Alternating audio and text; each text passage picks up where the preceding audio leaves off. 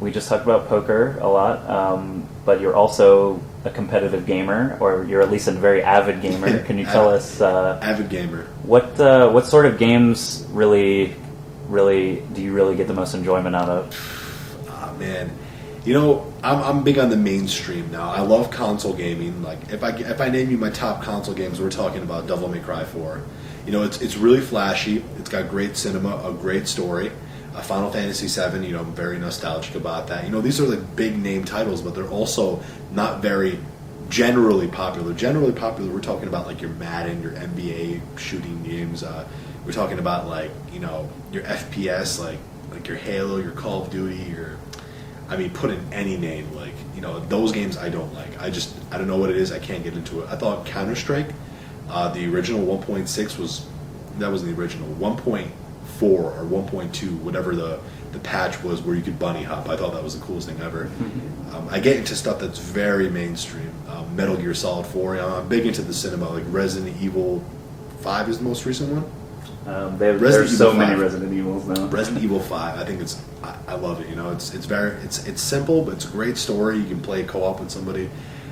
So that's for console games. Now, if we talk about like fighting games, Marvel vs. Capcom 2. That's like my biggest fighting game ever. It's got it's a small community now. The game is dying, but it is so competitive. And you know, I've traveled to all the tournaments. I've helped host and sponsor people into tournaments. I've held the biggest money match in Vegas, where it was Sanford Kelly versus Duck Doe. I flew out Sanford. I had him play Duck, and I put up the 3,000 on our side, and the other people, like 50 people, put up money on Duck, and Sanford came out and won the first to 7, like 7-4, I think.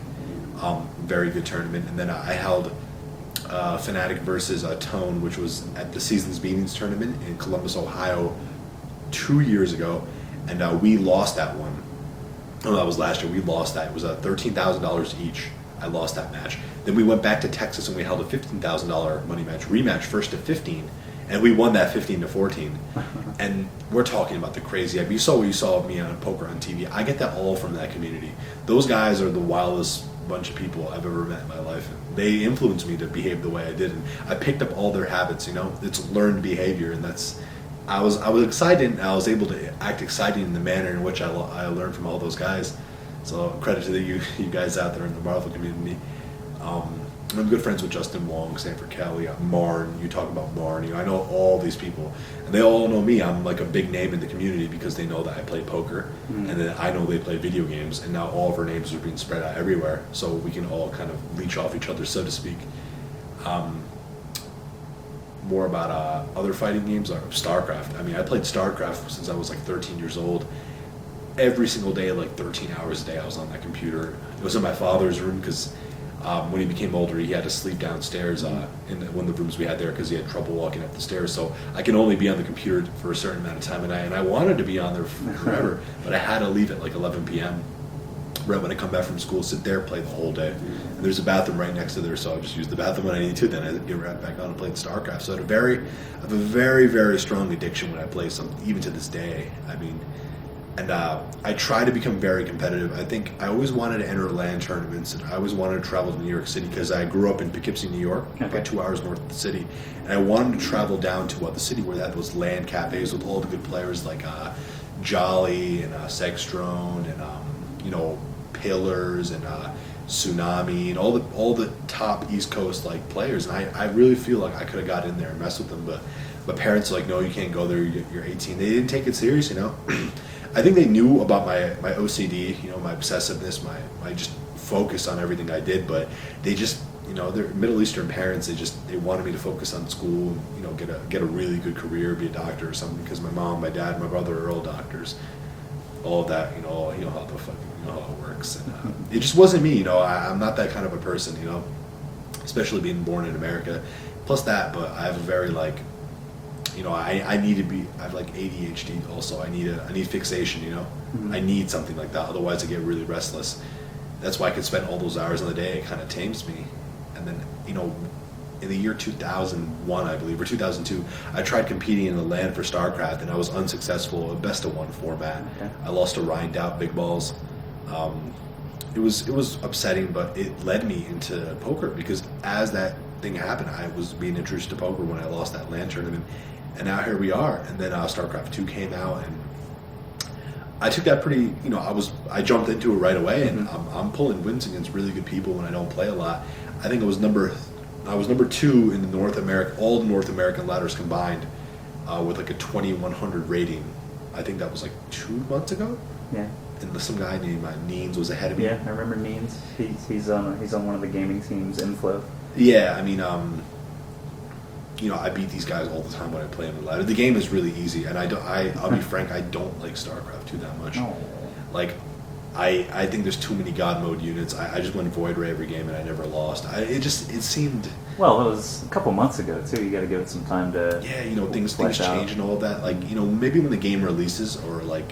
if there's some cool tournaments, or I get tired of the current game that I play now, Heroes of New Earth, which I think is by far the most fun game I've ever played in my life. Nothing comes close to this game. This game is the sickest game I've ever played in my life. I'm completely hooked. I think I've played 15 hours a day for the last 2 weeks. I mean, in like the last 3 weeks, I've logged in like probably 300 games. I'm hooked. I'm just mesmerized by the game.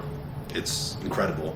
So, with my whole history of gaming, all I do is, I find something, I play it a lot, then it's gone. And when I stop playing, I'm done. When I'm done, I'm done. But when I'm in it, I'm in it. I'm all in or I'm all out. It's just how it is. Heroes of New Earth is your current fix on? It's my current fix on, and I really want to give StarCraft 2 a second chance, but I mean, they have to change something. I don't know what it is. I can't tell somebody exactly why I don't like it. It just seems like what it boils down to is I think it's too easy for anybody to win. I think the game has made it too easy for anybody to... It's too hard to make a mistake. Okay. There's the auto surround, the Smart group, casting. everything in one unit. Like, what made StarCraft what it was all the different mechanics you needed, and the fact that the mechanics were neat. They were very neat mechanics. It felt well accomplished that you could do that, and not a lot of other people could. They had to put in time to learn it. And then you knew that there was a lot of people that didn't want to have that kind of a discipline to be good at a game.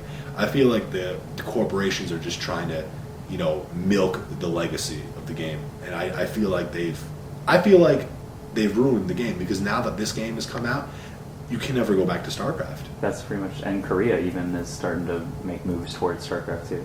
I'm not going to bash on the game. I think it's a cool looking game. I can't wait for the cinema. I love the StarCraft storyline. I'm a huge fanboy. That's why I like Heroes of New Earth too. I like all the heroes and all that. I just get into it, I'm a big nerd like that. And I can't wait to see the cinema.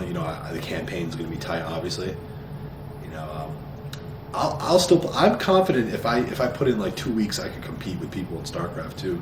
I beat a lot of the top guys I played, and when I run into the ladder, I mean, I'm not going to drop names because that causes, drama and all that, but I've run through a lot of good people, and I don't get pounded on in the game because I have a StarCraft background, so I know the fundamentals, and then I just ask questions with all the good players, and I can compete with them, and because I can compete with them, that tells me that there's something wrong with the game. It tells me that there's too much, it's too easy. You might just be too good. I'm not that I'm good. not good. I am not good. I won't say it.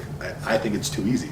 I see tons of other people that shouldn't win beating good players, and I'm like, what the hell? Are you serious? Like, come on. And that's how it is. It's like how we talked about with earlier before when you came here. We talked about how people. We talked about in competition in general. Some people get mad. Marn gets mad when he sees the Korean people throwing matches to make the set longer, to make the crowd happy. But he thinks it should be about the competitors, that who is the best is the one should be at the top, and he proves his skill with this true authenticity, true integrity, not throwing any match. Right. It's just the same thing. I don't think a worse player should be able to pull out a win. If not, then it should be like poker, where a bad player can win because there's luck. Mm. But that's why poker is so much bigger. So I'm hearing a couple things.